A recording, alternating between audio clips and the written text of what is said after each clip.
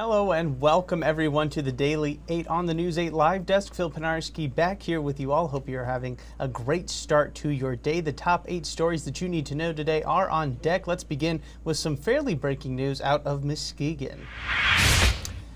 Police there have taken a woman into custody after allegedly setting fire to a home earlier this morning. Firefighters responded to the home in the 1700 block of McElwraith Street just before 5:30 a.m. Everyone who was inside of the home was able to escape without injury, but the home suffered serious damage, and at least one neighboring home was also sustained some damage in the fire. It is now believed that the fire was intentionally set by a 45-year-old woman after a domestic dispute between her and the homeowner before the fire broke out. The woman's identity has yet to be released and charges are currently pending.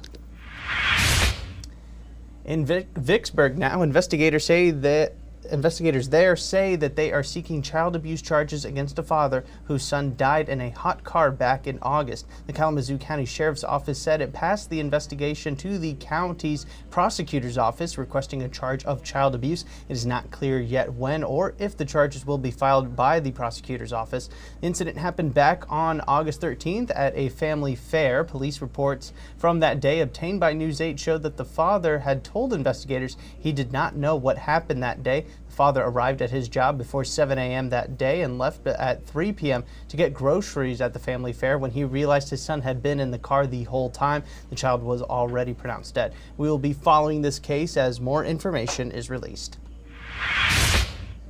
A Metro Grand Rapids man who was convicted of human trafficking after a girl was found hiding in a car that crossed Mackinac Bridge was sentenced yesterday to federal prison. Terrence Dante Clay is said to have taken sexually explicit photos of a 16-year-old girl and trafficking her for sex. Clay had befriended the girl who was homeless at the time and made her have sex with other men for money. It wasn't until another man was caught crossing the Mackinac Bridge by a toll worker who saw the girl hiding underneath a blanket in the car that Clay was then arrested. He now faces up to 25 years in prison.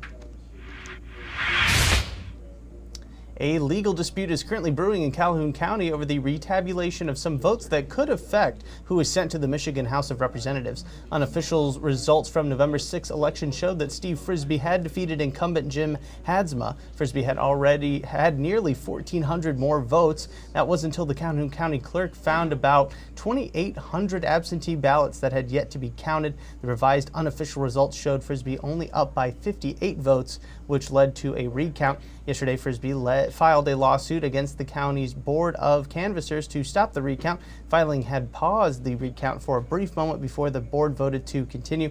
Whether or not the retabulation could impact or flip the election remains to be seen. And November is Alzheimer's Awareness Month, and researchers at Michigan State University are looking to make ground on what may cause the brain disease through a new grant. The university recently received a $4 million grant from the National Institutes of Health to begin learning about potential triggers of dementia and Alzheimer's. The goal is to study the relationship between the diseases and 3 different variables like vitamin D deficiency, gut microbial imbalance, and inflammation. The study could lead to new ways for medical professionals to not only tackle treatment but also have preventable measures, for both Alzheimer's and dementia. And one West Michigan high schooler has started up his own coffee company with a specific mission in mind: to start people engaging in political dialogues. Maddox Holbrook, a 14-year-old student at Tri-Unity Christian High School, started Right Lane Coffee. That includes AI-generated political cartoons on each bag of the beans. He got the idea after learning about someone who made money selling pins for both political parties. Holbrook said that he wants people to enjoy the coffee, but also spend time learning about politics and engaging in conversations about them as well. You can check out Right Lane Coffee and hear more about Holbrook's story inside our story on woodtv.com. Let's get you a look at your forecast now with the help of Storm Teammate meteorologist Sarah Flynn. Scattered showers continue throughout our Thursday morning. We'll taper off a little bit as we head into the afternoon as some drier air works in, but really I do expect yourself to find yourself in at least one shower today. Temperatures don't fluctuate a whole lot. We'll hold in the mid-40s for highs before cloudy skies take over overnight. Looking at our futurecast here, again, we will have some dry hours in the mix. It's not a complete washout from here on out, but we still, again, are going to see some spotty showers. Even some of those spotty showers will be possible overnight as well as into your Friday morning. We could have a few lake effect rain showers kicking up for our lakeshore communities, so something to keep an eye out for. Regardless, Friday looking like a better day, a drier day. Those winds will pick up a bit in the afternoon coming from the north. Now, your 8-day forecast is a busy one. We have more rain on tap as we look ahead to Sunday. By early next week, Monday looking like the best day with sunshine and a high near 56. More rain expected in that Tuesday, Wednesday, and Thursday time frame. And notice the drop off in temperature by Thursday. We'll see a little bit of a cool down by the end of the week with highs in the 40s.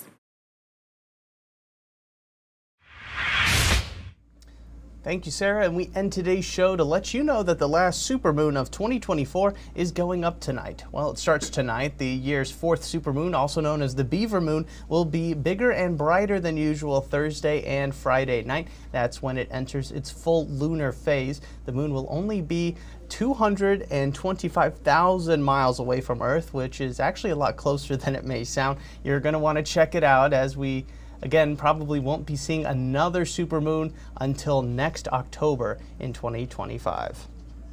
And that is going to do it for us today on the Daily 8. But don't worry, we'll be back again tomorrow with 8 more stories that you need to know for your Friday, including a look at your weekend planner. I want to thank everybody so much for tuning into this latest edition of the News 8 Live Desk. I'm Phil Penarski, and we hope you have a great rest of your day.